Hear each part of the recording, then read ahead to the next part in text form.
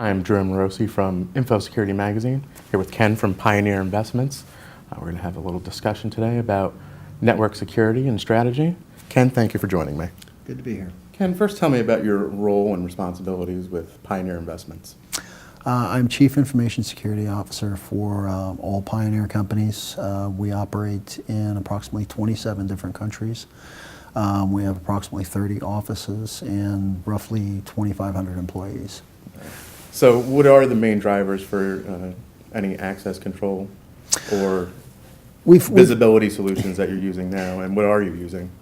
We are using Forescout, but the main drivers that we've got are one, to do more with less, two, to have increased endpoint visibility, make more intelligent decisions about the controls that we enforce on the endpoints.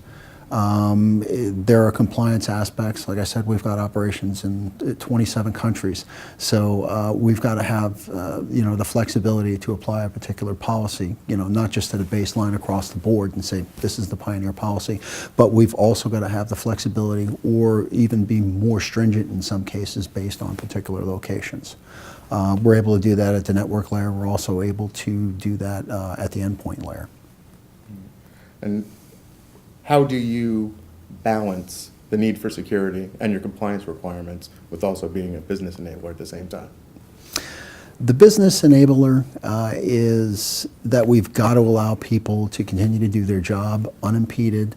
Nobody comes into work every morning and it says, you know what, I'm just going to do the absolute minimum. Everybody is trying their best to make the company money, right? That's why everybody is in business. We're doing our best to kind of stay, under the covers, behind the scene. Enact the compliance and the regulatory enforcement that we do need, but yet the users don't even know that we're actually doing anything until it gets to the point to where they do need to know. And then, like any other particular user, you're going to yell very hard. And when it comes to the products you do put in place, like Forescout and other vendors, what are your evaluation criteria on who you choose? The evaluation criteria, and I'll speak specifically for NAC in this context, was the company has to have a track record of doing this specifically. We had to have the ability to enact very strict policy, based on either pre-admission or post-admission criteria. It had to integrate well with our infrastructure. We didn't want to throw the baby out with the bathwater and say, well, nope, this switch isn't supported, or nope, we can't do that there. Even if we cannot write directly to the switch, in some cases, there are still, endpoint enactments that we can do to enact the same type of policy. So we've got, essentially 3 layers of enforcement that we could particularly use, one at the endpoint and then 2 at the network level. Some of the other solutions didn't give us that. Some of the other solutions didn't give us the ability to put something like this in out of band. That was a key contributor to it.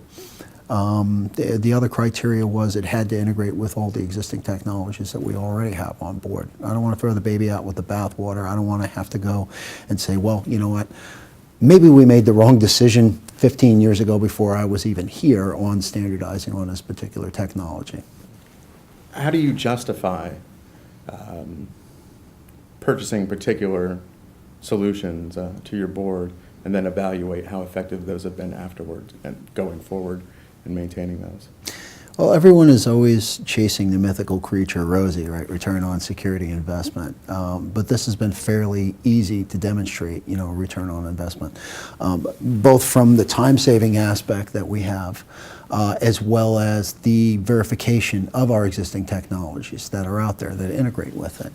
A particular, case in this comes to mind would be what is the cost of, or your annualized loss expectancy for a particular security incident to happen, right? We've all heard about, the APT threat and things of that nature.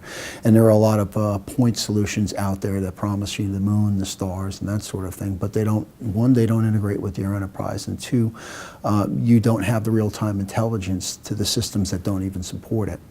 Another example on an immediate return on investment would be the what I call the expocalypse.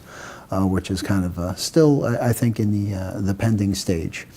XP went out of support. There are a ton of systems that, from the business perspective, you can't just, pull them off, non-supported applications, things of that nature. This allows us to apply, granular policy to those particular systems that, you can't get rid of.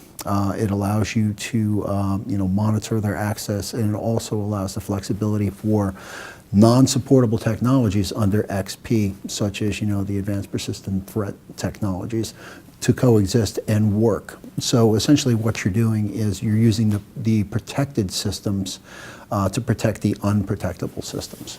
Well, since you brought up XP end of life, rather recently a report came out mentioning that the finance vertical is actually the one that's most behind the curve when it comes to upgrading and moving off of XP. How has this been a challenge for Pioneer? Well, this allowed us, for those very few systems, and we've been largely, I'd say about 99% XP free since at least April 7th, so for about a week now. But this allows us, for those handful of systems, to enact the right controls, make sure that they're monitored, and make sure that they have limited access. In a case like this, an XP system on the internet is a no-no. Well, what was the business case for actually, being behind the curve or not being able to get off of that? Well, the answer is application support. Is it an internal application? Well, then you don't need internet access. That's one thing that we were able to just basically flip the switch and then say, XP, no internet. XP, you don't get into our network. XP dropped.